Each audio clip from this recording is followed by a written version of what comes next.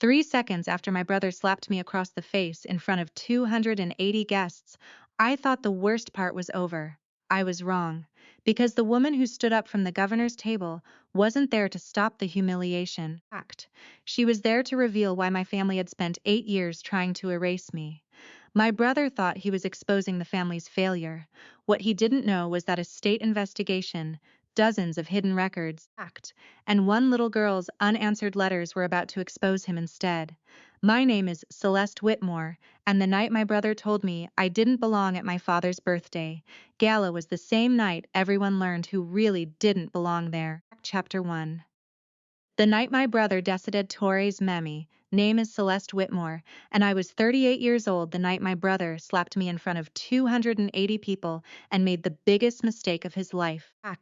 The sound cracked through the ballroom before the string quartet finished the final note of the song. 1 second I was standing beside the head table in a plain black dress, holding a cream-colored invitation I had almost thrown away. The next second my cheek was burning, my mouth tasted faintly of blood, and my brother Ethan was pointing at me like I had wandered into a room built for better people. "You don't belong here," he said. He did not lower his voice. He wanted the donors to hear him. He wanted the board members to hear him. He wanted the judges, the city councilmen, the old Boston families, the real estate people, and the polished women in pearls to hear him. He wanted my father's birthday gala to become the place where I finally understood that the Whitmore family had no empty chair waiting for me. Nobody moved. That was the first thing I remember clearly. Not the sting. Not the heat crawling up my face. Not even Ethan's expression, smooth with satisfaction, like he had just corrected a mistake everyone else had been too polite to name. I remember the stillness. A woman near the champagne tower froze with her glass halfway to her mouth. A man from the foundation board lowered his eyes to the tablecloth. Someone behind me whispered my name, then stopped as if saying it too loudly might make them responsible for me. My father, Richard Whitmore, sat beneath a gold and navy banner celebrating his 75th birthday. The same man whose name was carved into university buildings, hospital wings, and half the donor plaques in Boston looked at me as if my humiliation were an inconvenience arriving between courses. My mother, Eleanor, looked down at her hands. That hurt more than the slap. For 8 years, I had imagined many versions of this moment. I had imagined walking into a room and being ignored. I had imagined being asked to leave. I had imagined my father turning his face away from me, because he had done it before and memory is cruel that way. But I had not imagined nearly 300 people watching my brother strike me and then waiting to see whether I deserved it. I did not raise my hand back. I did not scream. I did not cry. I stood there with my cheek burning and my heart beating in a slow, hard rhythm, and I looked around the ballroom of the Boston Harbor Grand Hotel. Everything about that room had been chosen to impress. Tall windows looked out over the dark water. Crystal chandeliers floated above us like frozen rain. White roses climbed gold stands beside each table. At the front of the room, the Whitmore Legacy Foundation logo glowed on a screen beside photographs of ribbon cuttings and smiling families. Carefully selected proof that my family had spent decades helping people less fortunate than themselves. I almost laughed at that. 8 years earlier, I had been less fortunate than everyone in that room. Not because I was poor, though I had been. Not because I was a single mother, though my family made sure that word followed me like a stain. I had been less fortunate because I had told the truth inside a family that treated truth like bad manners. The invitation had arrived 3 weeks earlier at my office in Brookline, heavy cream paper, raised navy lettering, my full name printed across the inner card, Celeste Whitmore, special guest, not Celly, the childhood nickname my mother used when she wanted me soft. Not Miss Holloway, the professional name I had used for years after I stopped letting Whitmore open doors or slam them shut. Celeste Whitmore, as if someone wanted me to walk back into the name that had once been taken from me. I stared at that invitation for a long time. Then I called Governor Naomi Keller. She answered on the second ring. "You received it," she said. "I did. Will you come?" I remember looking across my office at the framed drawing Sophia had made when she was 7. A blue door, a yellow sun. 2 stick figures standing beside each other. Me and her, always me and her. "I don't know if I can," I told Naomi. Her voice softened, but it did not weaken. Celeste, the Whitmore family deserves one final chance to cooperate before this becomes public. Your father should hear the truth before he reads it in a legal notice. Act. I almost said my father had been given chances before. I almost said I had mailed letters, left messages, sent documents, begged to be heard, until begging became too expensive for my pride. But Naomi already knew most of that. Act. So I said the only thing I could, I'll come. And now I was standing in the middle of his birthday gala, while Ethan stared at the red mark blooming across my cheek as if it pleased him. Leave, he said. Lower this time, act but still loud enough for the nearest tables. You already embarrassed yourself once in this family. Don't do it again. There it was, the old story. The one he had polished until even people who barely knew me could repeat it. Celeste was unstable. Act. Celeste was jealous. Celeste tried to sabotage her brother. Celeste couldn't handle responsibility. Celeste left because she knew she was wrong. I had lived under that story for 8 years. Act. I had carried groceries up 3 flights of stairs in Dorchester, with Sophia half asleep against my shoulder, while former family friends crossed the street to avoid saying hello. Act. I had sat through job interviews where someone eventually recognized my last name and the room cooled by 10 degrees. I had watched my daughter draw birthday cards for grandparents who never answered. A slap at a gala could hurt my face, act, but it could not touch the part of me they had already tried and failed to erase. I looked at Ethan. No, I said. His eyebrows lifted. No.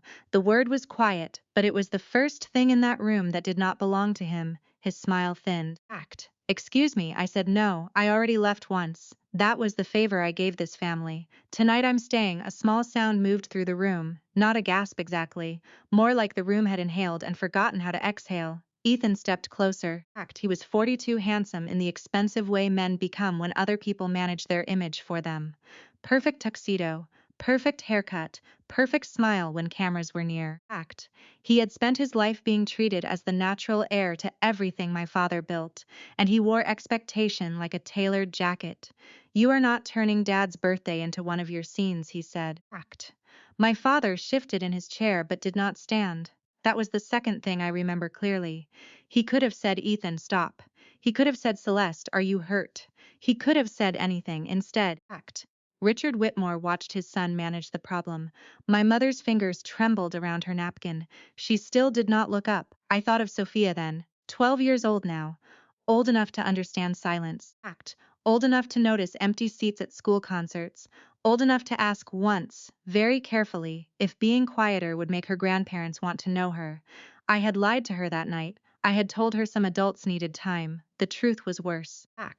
Some adults needed a scapegoat more than they needed a granddaughter. Ethan turned slightly toward the guests, giving them the practiced expression he used at charity luncheons and board meetings. I apologize, everyone, he said. My sister has a long history of difficult behavior.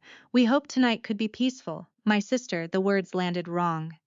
He only called me that when ownership benefited him. A few people shifted. Relief flickered across nearby faces. They wanted him to explain me. People in rooms like that love an explanation that lets them return to dessert without guilt. Then a chair scraped against the floor. The sound was sharp enough to cut through the murmur. Governor Naomi Keller stood from the table near the front. She wore a dark green evening suit, no glitter, no softness, nothing that asked the room for permission. Her expression was calm, but every person in the ballroom understood that calm was not the same as comfort. Ethan's face changed, only a little. Only for a second. But I saw it. Naomi looked first at him, then at my father, then across the entire ballroom. You clearly have no idea who she is, she said. The room went silent again, but this silence was different. The first silence had judged me. This one was waiting for him. Ethan gave a short laugh that did not sound like laughter. Governor Keller, I'm sure you don't want to involve yourself in a private family misunderstanding. Naomi did not blink. Your brother made it public when he struck a woman in front of a room full of witnesses. The word witnesses changed the air. A judge near the center table set down his wineglass. A donor's wife slowly turned toward Ethan. Someone near the back lifted a phone, then seemed unsure whether to record. My father finally stood halfway from his chair. Governor, he said, This is not the place. Naomi's eyes moved to him. Richard, this became the place the moment your son decided humiliation needed an audience. Ethan's jaw tightened. I could see him calculating. He had always been good at that. As a child, he calculated which parent to charm. As a teenager, which mistake to blame on me. As an adult, which room would believe his version before mine. But this was the first room where the calculation did not immediately favor him. Naomi stepped away from her table. I felt my pulse in my cheek. She was not here to announce the investigation. Not yet. The legal process had its own order, and Daniel Reeves from the State Inspector General's office had made that very clear. No raw files, no sealed evidence, no theatrics that could damage the work already done. But Naomi did not need sealed evidence to say what was publicly true. Ethan looked at me again, and beneath the anger I saw something smaller. Fear. Naomi stopped a few feet from us. Celeste Whitmore, she said, has done more to protect public housing programs in this state than most people in this room have done with their names on buildings. A whisper moved through the ballroom. My father's face went still. My mother finally looked up. Ethan said, "That's absurd." Naomi turned back to him. "No, Ethan. What is absurd is that you believed she could be slapped, dismissed, and rewritten in front of the very people who came here tonight to celebrate integrity." The word integrity sat over the room like a challenge. I could feel every eye on me now, but for the first time that night, the weight of attention did not feel like a hand around my throat. It felt like a door opening. Ethan's voice dropped. "Celeste, leave now." I looked at him, then at my father, then at my mother. "For 8 years, you all decided where I belonged," I said. Tonight, I think I'll hear someone else finish a sentence." Naomi reached into the folder her aide had placed beside her plate. Ethan went pale, and that was when I understood something that steadied me more than courage ever could. My brother had chosen the audience for my humiliation. He had not realized he had also chosen the audience for his own undoing. Naomi opened the folder, looked around the ballroom, and said, "The reason Celeste Whitmore was invited tonight is something every person in this room deserves to understand." Chapter 2, they chose to sacrifice. For one strange second, nobody breathed. Naomi held the folder in both hands, but she did not open it all the way. She did not need to. Not yet. Her words had already done what evidence sometimes cannot do at first. They had broken the spell of certainty around my brother. Ethan stood frozen beside me, his hand still slightly raised from the motion of pointing me out of the room. He looked almost handsome in his confusion, which was how he had survived so much of his life. People forgave him because he looked like the kind of man who belonged in the center of a room. I had spent most of my life learning what happened to people who did not.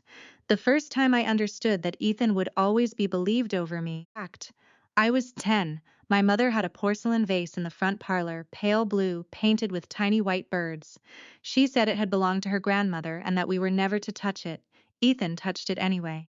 He was 12 and bored and showing off for a neighbor boy, tossing a tennis ball too close to the mantel while I sat on the rug reading. The ball hit the vase fell. The sound of it breaking was small but final.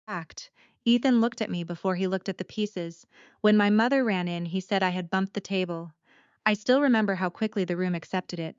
My book on the floor, my small body near the mantel. Ethan's face open and hurt, already wounded by the idea that anyone might doubt him. I tried to explain, but my father arrived and said my name in that quiet voice that meant the verdict had already been reached. "Celeste, take responsibility." That was the first lesson. Truth did not matter if Ethan looked more believable while lying. At 16, I stood in the auditorium at Brookline High, holding a certificate for a statewide scholarship I had spent 2 years trying to earn. My mother had promised to come. My father said he would try. Neither of them made it. Ethan had an early season lacrosse game that afternoon, not a playoff, not even a game that mattered, but Richard Whitmore never missed his son in uniform. When I came home, still wearing the Navy's dress I had ironed myself, my father was in the kitchen praising Ethan for scoring in the final quarter. My certificate sat in my backpack until the corners bent. My mother kissed my forehead and said she was sorry. Then she asked if I could help set the table. By 22, I had learned not to expect much.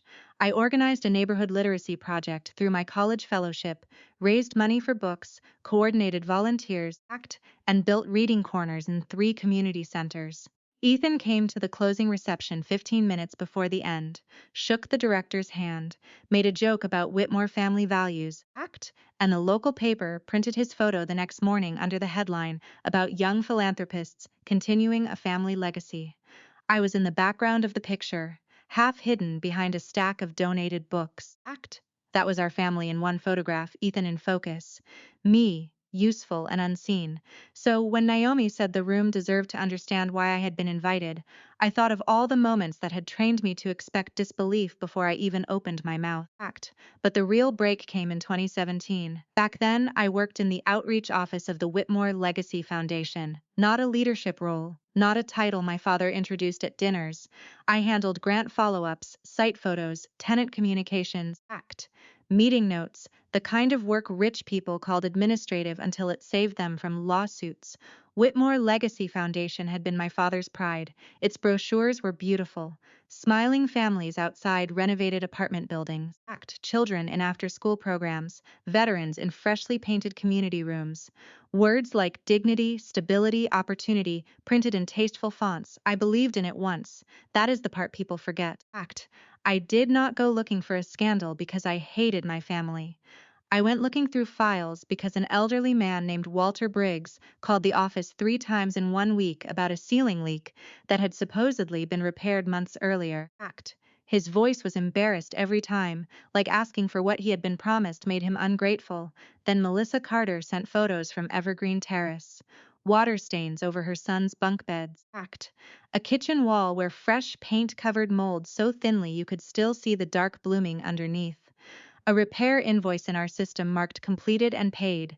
I pulled the vendor file, then another, then another. The same invoice number appeared under 2 company names. A contractor listed a business address that turned out to be a mailbox store in Quincy. A demolition company had been paid for emergency work 6 months after its license expired. Repair funds moved through consulting fees, then disappeared into accounts tied to people Ethan called partners. At first, I thought it was a mistake. Then I saw Ethan's initials on the approvals. I made copies, quietly, carefully. I arranged them in a blue folder and asked for 20 minutes with my father. Richard was in his office overlooking the harbor, the same office where he used to tell donors that service was the rent privilege paid for existing. He looked tired when I walked in, but not unkind. That almost made it worse. I told him something was wrong with the Evergreen Terrace accounts. He opened the folder, he read the first page, not the second. The door opened before he could act. Ethan came in wearing a charcoal suit and that warm, concerned expression he saved for emergencies he had already prepared for.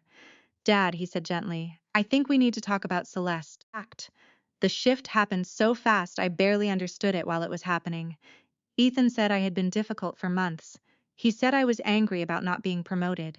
He said I had become obsessive over small accounting errors I did not understand. He said I was turning tenant complaints into accusations because I wanted authority I had not earned. My father looked from him to me. I remember the disappointment in his eyes. Not shock, not concern. Disappointment, as if I had performed exactly the failure he had always feared I would become. I tried to tell him to read the documents. Ethan placed a hand on the folder. Dad, he said, this is not how stable employees behave. Stable, that word followed me for years.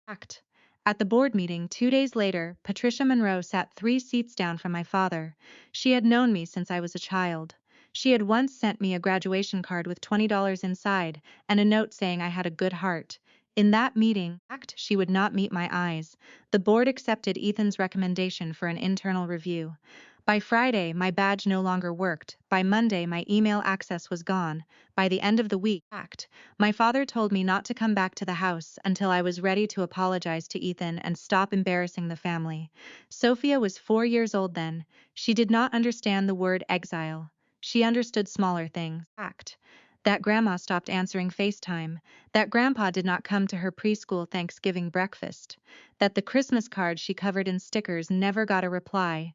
One night, she sat at our kitchen table in the little apartment I rented in Dorchester, swinging her legs above the floor while glue dried on a card shaped like a snowman. Mommy, she asked, do Grandma and Grandpa not love me because I was bad? I felt something in me go very still. No, sweetheart, I said. You are not bad, then why don't they write back? I did not know how to explain that some families can abandon a child without ever using the word abandon. They just stop calling, stop visiting, stop leaving room at the table. They let silence do the cruelty for them. So I told her maybe grown-ups needed time. I hated myself for that lie, but I hated the truth more. The Dorchester apartment had radiators that hissed at night and windows that let in cold air around the edges. I worked whatever jobs I could find without using the Whitmore name. Grant assistant, case intake clerk, part-time compliance reviewer, anything that paid enough to keep Sophia in clean shoes and cereal on the shelf. I mailed my father one more envelope in March of 2018. Inside were copies of the Evergreen Terrace files, a letter explaining what I had found, and a photograph of Sophia holding a painting she made for him. I wrote that I was not asking for money. I was not asking to come home. I was asking him to read. Weeks passed, no answer. Months passed, nothing. For years, I told myself he had read it and chosen Ethan anyway. That was painful enough to survive because at least it had an ending. At least it meant my father had made a choice. But standing in that ballroom in 2025, with Naomi's folder open and Ethan's face losing color, I felt the old certainty begin to crack, because 2 months before the gala, Olivia Harper, Ethan's former assistant, had sent me a scanned image from an archive box no one was supposed to open. It was my envelope, still sealed, returned from my father's office with a yellow routing note across the front, hold for Ethan. Do not forward. For 8 years, I thought my father had ignored my final warning. Now I knew someone had made sure he never saw it. That was the night I stopped waiting for the Whitmore name to protect me. I folded the old hurt into something sharper, opened a new professional profile under my mother's maiden name, and began building a life no one in my family could take credit for. Back in the ballroom, Naomi turned the first page in her folder, and Ethan stared at it as if the past had finally found its way into the room. Chapter 3. The life I built without them. He had built that life from borrowed hours and names nobody recognized. After I left the Whitmore Foundation, I stopped using Whitmore professionally. Not legally, not at first. On paper, I was still Celeste Whitmore, but on job applications, consulting profiles, and the small website I built at my kitchen table, I became Celeste Holloway, using my mother's maiden name like a door I could close behind me. It did not open much at first. No one wanted a former foundation employee with a scandal attached to her. No one said that directly, of course. In Boston, polite rejection is an art form. People said things like, "We're moving in another direction," or "Your background is impressive but not quite aligned," or my favorite, "We have concerns about fit." Fit meant they had heard Ethan's version. Fit meant they did not want trouble. So I started where people had no luxury to care about gossip. I worked with tenant clinics, small nonprofits, food pantries, legal aid offices that operated out of church basements and old storefronts. I reviewed grant files for $200 at a time. I built spreadsheets after Sophia went to bed. I took online courses in compliance, nonprofit fraud investigation, and forensic auditing while sitting in a laundromat. Because the Wi-Fi in our Dorchester apartment cut out whenever it rained, Sophia grew up beside that work. She learned to fall asleep to the sound of my keyboard. She learned that dinner sometimes came from a slow cooker because I had 3 deadlines and no room left in my head. She learned that her mother could be tired without being defeated. One night, when she was 6, she stood beside my desk in her pajamas, holding a birthday card covered in glitter and blue marker. "Can we mail this to Grandpa Richard?" I looked at the card. It had a crooked cake on the front, 72 candles drawn as tall blue lines, and inside, in Sophia's careful handwriting, it said, "I hope you have a happy birthday. I still remember your big chair." She had sat in that chair once before everything broke. "Of course," I said. She frowned at me. "Will he write back this time?" I wanted to be the kind of mother who told only true things. Instead, I touched her hair and said, "Maybe." She nodded with the seriousness children use when they are trying to protect adults from their own disappointment. "He's probably busy." Probably.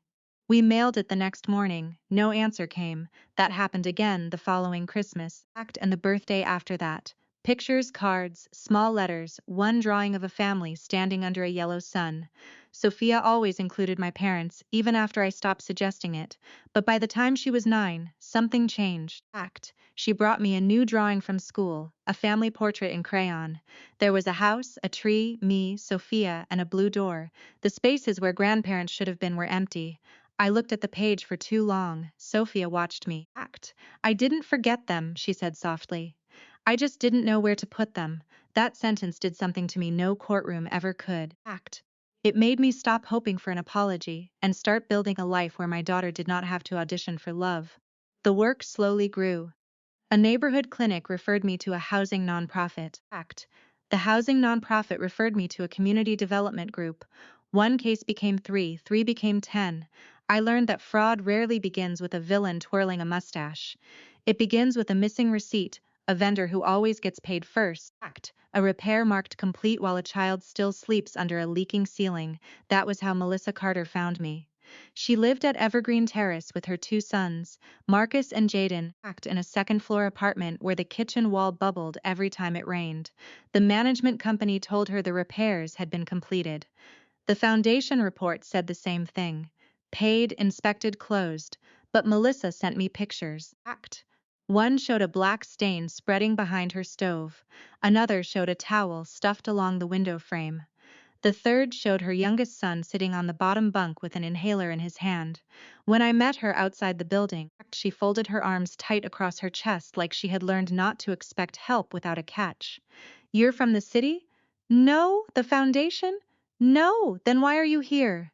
I looked up at the brick building, at the paint pretending to be repair, at the windows that should have been replaced years earlier.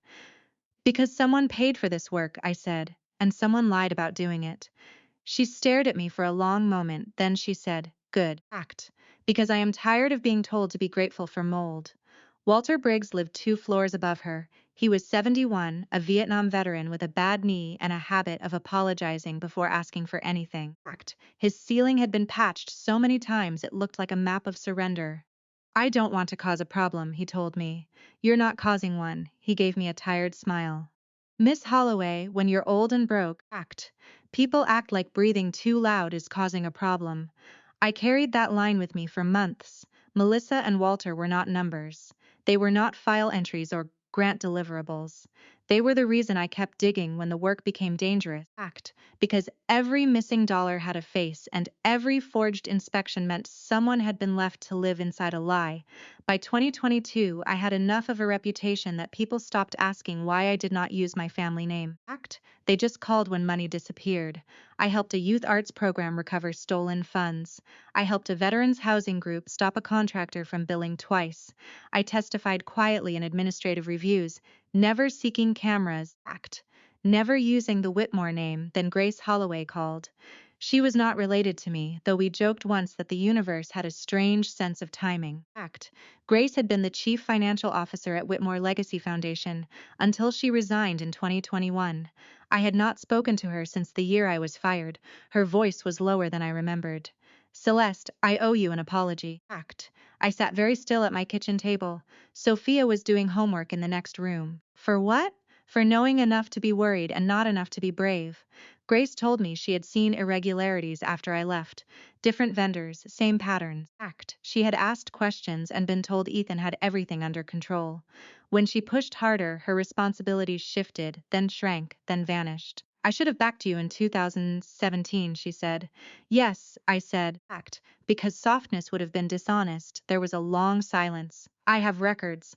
That was the first crack. The second came from Olivia Harper. Olivia had been Ethan's assistant for 5 years. Efficient, quiet, loyal in the way young professionals are loyal when a powerful man teaches them that employment and obedience are the same thing. She found me through an encrypted message, sent from a personal email account, with no greeting and one attachment. The attachment was a scanned routing log. My name appeared again and again, letters, cards, envelopes marked personal, items from Celeste, items from Sophia, do not forward, hold for Ethan. Archive without response. I read the log twice, then a third time, because the first 2 readings felt impossible. There was Sophia's 2019 drawing, the family under the yellow sun. There was her birthday card from 2020, her Christmas letter from 2021. My father had never seen them. My mother had never seen them. Ethan had not only removed me from the family, he had filtered my daughter out of their lives like unwanted mail. I called Olivia from my car because I did not trust myself to speak inside the apartment. Why are you sending me this now? Her breath shook, because I kept telling myself it was family drama. Then I saw the evergreen files. Then I saw the same vendors in 3 different projects, and then I found a box with your daughter's cards. You knew? Not all of it, not at first. Did he tell you why? He said your father needed peace. He said your mother was too fragile. He said you used the child to manipulate them. The child. Not Sophia, the child. My hand tightened around the steering wheel until my fingers hurt. Olivia whispered, I'm sorry. I looked through the windshield at our apartment building, where my daughter was probably taping another drawing to the refrigerator because she still believed ugly things could be made less ugly with color. Sorry is not evidence, I said. Do you have more? Yes. Then don't apologize yet. Grace gave me financial records. Olivia gave me correspondence logs, internal emails, storage receipts, calendar notes, enough small pieces to prove that Ethan's control had been deliberate, not accidental. I copied everything, backed it up twice. Then I handed it to the only person I trusted to tell me whether pain had made me see patterns that were not there. Daniel Reeves worked for the Massachusetts office of the State Inspector General. He was not dramatic. He did not promise justice. He did not say my family would pay. He took the files, asked precise questions, and said the kind of sentence that made my chest feel both lighter and heavier. This is enough to open a formal review. Months passed. I kept working. I took Sophia to school. I met tenants. I built timelines. I answered Daniel's calls when they came from numbers I did not recognize. I watched my daughter grow taller and quieter about the people who never wrote back. Then one Thursday evening in September of 2025, Daniel called while I was washing dishes. Celeste, he said, are you ready to testify? I turned off the water. Through the kitchen doorway, Sophia was sitting at the table, coloring the same blue door she had drawn since she was little. I looked at my daughter, then at the stack of files on the counter, then at the invitation to my father's gala lying unopened beside my keys.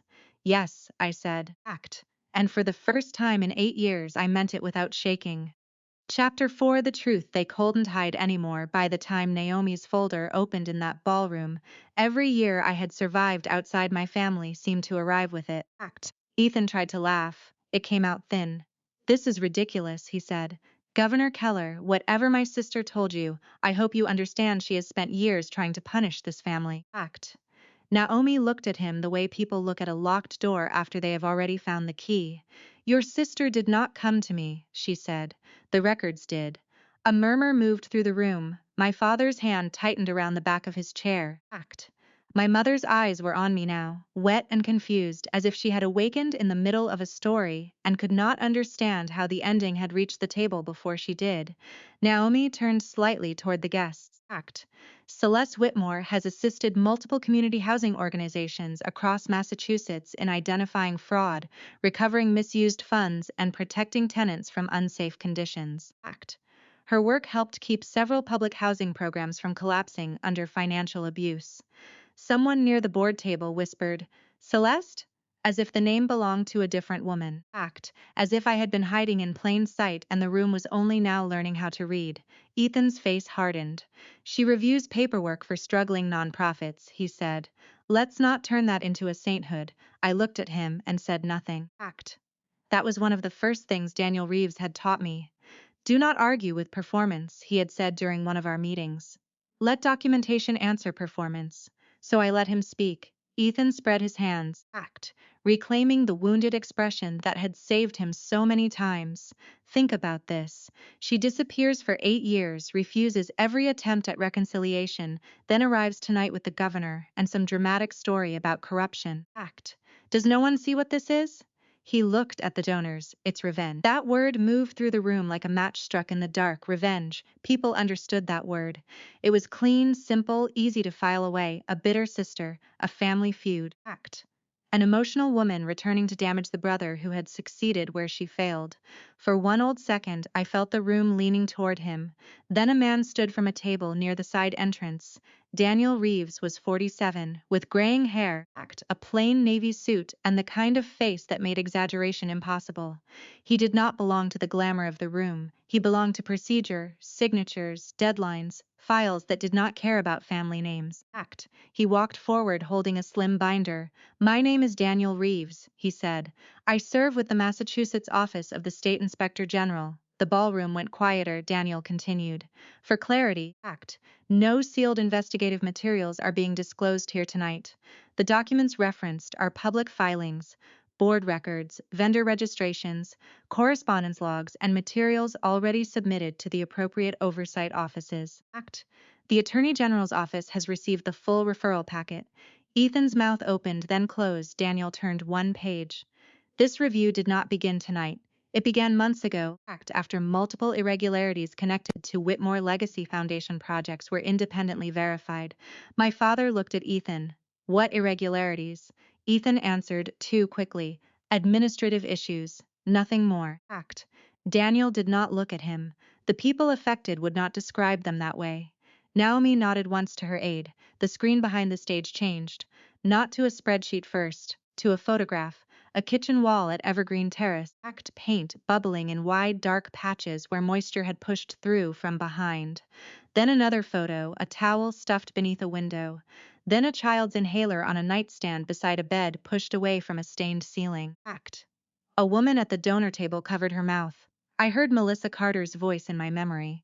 "I am tired of being told to be grateful for mold." Daniel spoke evenly. "This apartment was marked repaired in foundation records. The contractor was paid in full." The next photo showed Walter Briggs' ceiling, patched in uneven circles like someone had tried to hide a wound with paper. "This unit was also marked completed," Ethan said. "Those are isolated maintenance disputes." Grace Holloway stood before anyone could ask her to. She looked older than the last time I had seen her, but her voice carried. "No, they are not." Ethan turned sharply. "Grace." She flinched at her name, then steadied. "I was chief financial officer of the foundation until 2021. I raised concerns about duplicate vendor payments and incomplete repairs after Celeste was dismissed. I was told to drop it." My father's face went pale. "Who told you that?" Grace looked at Ethan. No one needed her to say it. Patricia Monroe rose next. "For a moment I saw the woman who had once sent me that graduation card. The woman who had known better and chosen safety anyway. I received a memo from Celeste in 2017, Patricia said, before her termination." The room shifted again. My father whispered. "You did," Patricia nodded, shame plain on her face. "I brought it to Ethan. He told me Richard had already reviewed the matter and that Celeste was unstable. I accepted that because it was easier. I regret it." Ethan's voice sharpened. "This is absurd. Everyone is suddenly remembering things in her favor." Naomi turned to him. "No, Ethan. They are finally saying them where you cannot punish them privately." The sentence landed hard. Then Olivia Harper stepped into view near the side of the stage. She looked terrified. I did not blame her. She had spent 5 years managing Ethan's calendar. Calls, correspondence, moods. She knew better than anyone how he could ruin a person without raising his voice. Her hands trembled around a folder. Ethan stared at her like betrayal had taken human form. "Olivia," he said softly, "think very carefully." She swallowed. "I have." Daniel took the folder from her and passed one page to Naomi's aide. The screen changed again. This time it was not an invoice, it was a routing log. My name appeared in one column, Sophia's appeared in another. Letters, cards, envelopes, drawings, dates stretching across years. A sound came out of my mother, small, broken. The next slide appeared. Sophia's 2019 drawing, the one with the yellow sun, the one where she had drawn me, herself, my parents, and a house with a blue door. I had forgotten how bright the colors were. Across the scanned record was an internal note. "Do not forward to Mom and Dad." A carve without response. Eleanor stood so fast her chair scraped the floor. "No," she said. It was not loud, but it was the first honest thing I had heard from her all night. Ethan looked at her. "Mom, sit down." She did not. She stared at the screen as if those words were a hand closing around her throat. "She sent that to us?" I could not answer. If I opened my mouth, something in me would break in a way I could not control.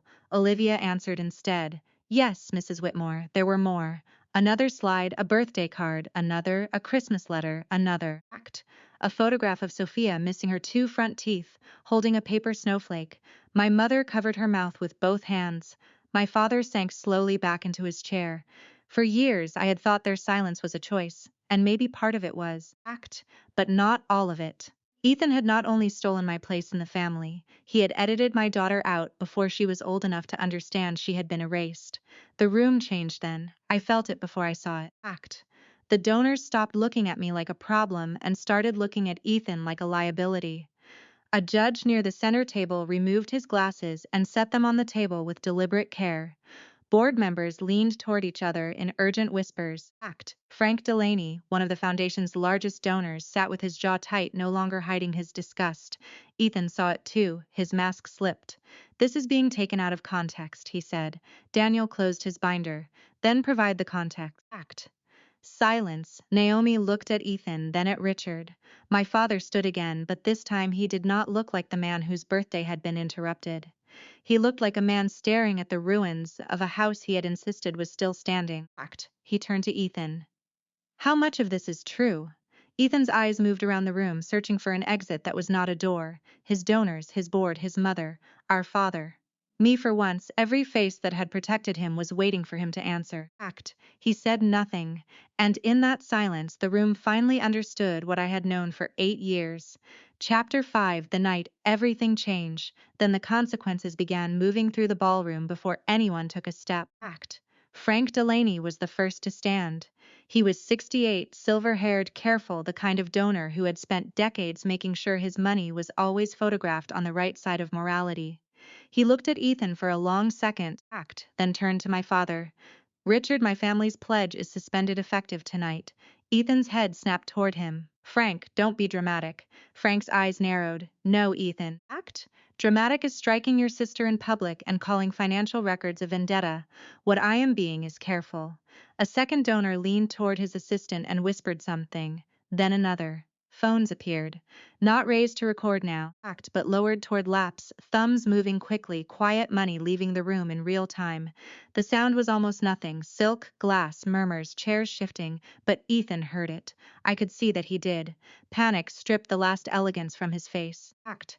"This is exactly what she wanted," he said, pointing at me again. "She couldn't stand being outside the family, so she came back to burn it down." Nobody moved to comfort him. That was new. Ethan turned to Naomi. "And you, Act. You let yourself be used for a personal grudge." Naomi's expression did not change. "I let verified records lead me to a woman your family chose not to hear." He turned to Daniel Reeves. "You have no idea what you're interfering with." Act. Daniel closed his binder with a soft sound. "I know exactly what I'm reviewing." Then Ethan turned to the room, his old stage, his old audience, and found that the lights no longer loved him. "This is politics," he said. "Media theater." Act. A coordinated attack. A board member near the center table stood, then another. Patricia Monroe pressed a hand to her chest and whispered to someone beside her. Within minutes, an emergency board meeting was being scheduled for the next morning. Act. The pledge campaign was frozen. Foundation Council was being called. The room that had gathered to celebrate Richard Whitmore's legacy was now quietly building distance from the son who had claimed to protect it. Act. My father looked like he had aged 10 years in 20 minutes. He stepped toward Ethan but stopped before reaching him. "Did you stop her letters?" Ethan looked away. Richard's voice lowered. "Did you stop Sophia's letters?" Act. My mother made a sound like she had been holding her breath for 8 years and only now realized it. "Ethan," she said, "tell me you didn't." For the first time all night he looked angry at her. She was using the child. The child, not Sophia. Act. Not my daughter, not his niece, just the child. Eleanor gripped the back of her chair. "I asked you," she said, her voice shaking. "I asked you more than once if Celeste would let us see her." Ethan's face hardened. "She wouldn't have." Act. "You said she refused. She would have."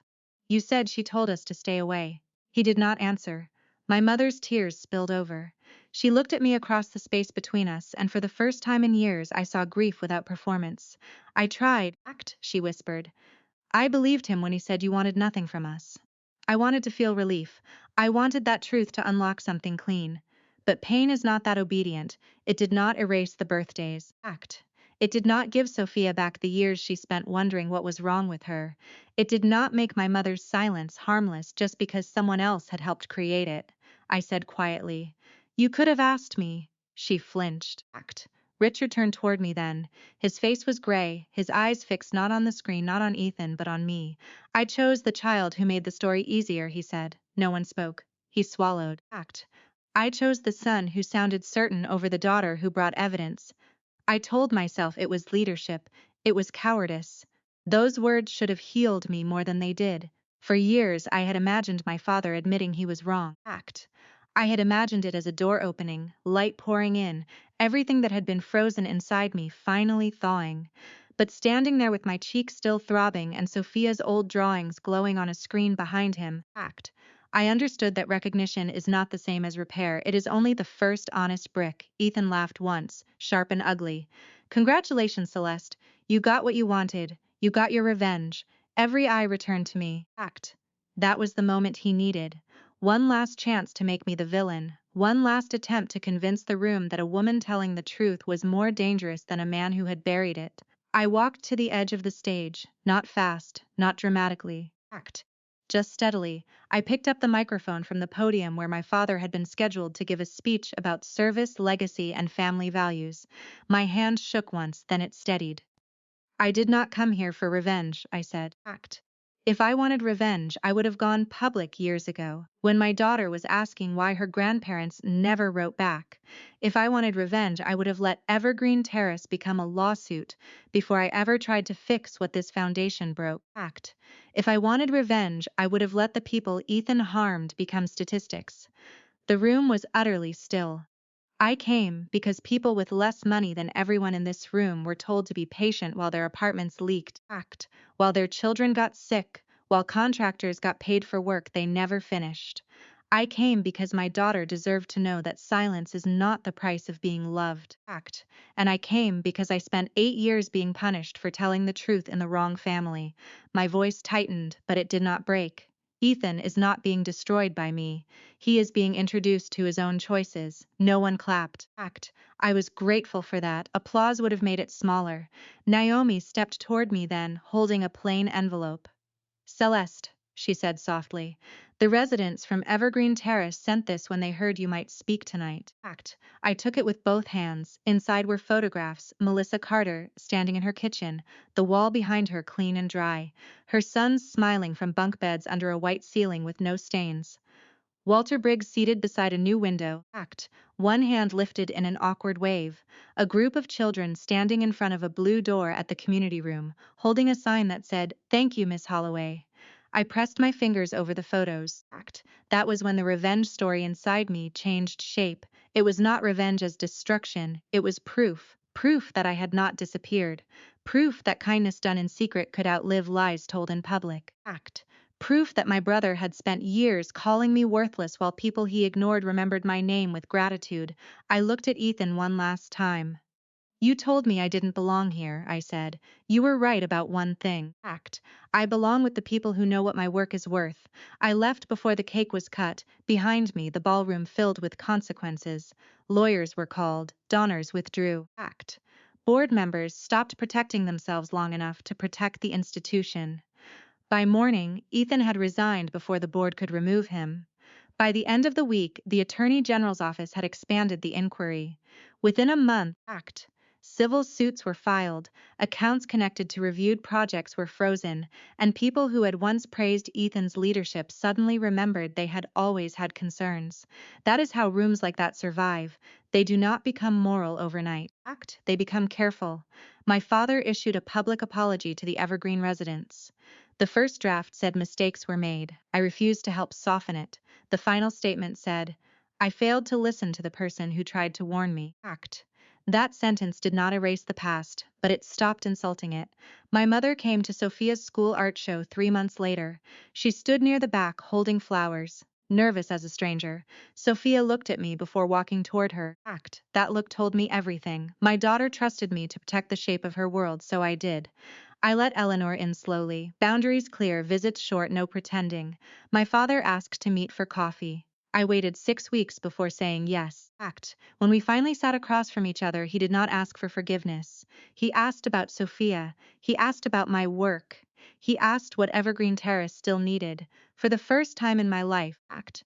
Richard Whitmore asked questions without already owning the answers. As for Ethan, he sent one message through our mother. Tell Celeste, she won. I deleted it. Winning was never the right word. Winning suggests a game, act, and what happened to me was not a game.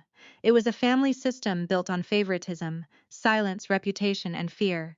It was a brother who mistook protection for permission. It was a father who confused authority with wisdom, act. It was a mother who stayed quiet because quiet felt safer than conflict. And it was me finally understanding that being rejected by a broken system can be the beginning of becoming whole. 1 year after the gala act, I stood outside the Whitestone Community Arts and Legal Center in Dorchester, watching Sophia tape paper stars to the inside of a blue door. She was 13 then, taller, stronger, still gentle in ways the world had not managed to take from her. Act. On the wall near the entrance hung a new drawing, a family portrait. This time there were no empty spaces. There was me, there was Sophia, there were Melissa's boys, Walter in his chair, Naomi near the back, Grace and Olivia standing under the sun. Act. Richard and Eleanor were there too, smaller, near the edge, not erased but not centered. Sophia had drawn them where they belonged now, present but not in control. My parents came that afternoon. Act. They stood quietly near the back while children painted at folding tables and tenants signed up for legal aid appointments. They did not ask to be celebrated. They did not ask to be forgiven. They simply helped carry chairs, hang paper stars, act, and listen. Healing, I learned, does not arrive as one grand speech. It arrives in small repeated choices. Sometimes the apology is real, but access still has to be earned. Sometimes love means opening the door a few inches, not handing over the key. Act. At sunset, Sophia stood beside me under the blue door and slipped her hand into mine. Mom, she said, do you think we belong here? I looked at the families inside, the clean walls, the children laughing, the people who had been told for years to wait quietly and were finally being heard. Yes, I said, we do. And for the first time in a long time, belonging did not feel like something I had to beg for. It felt like something I had built. Act. If you have ever been made to feel like you did not belong in your own family, your own workplace, or your own life, I hope you remember this. Sometimes the people who try to erase you are only proving how powerful your truth really is. Act. Tell me in the comments if you have ever had to walk away from people who refuse to see your worth, and if this story stayed with you, stay with us for the next one. There are more stories here about quiet strength, hard truth, act, and the kind of justice that finally lets a person breathe.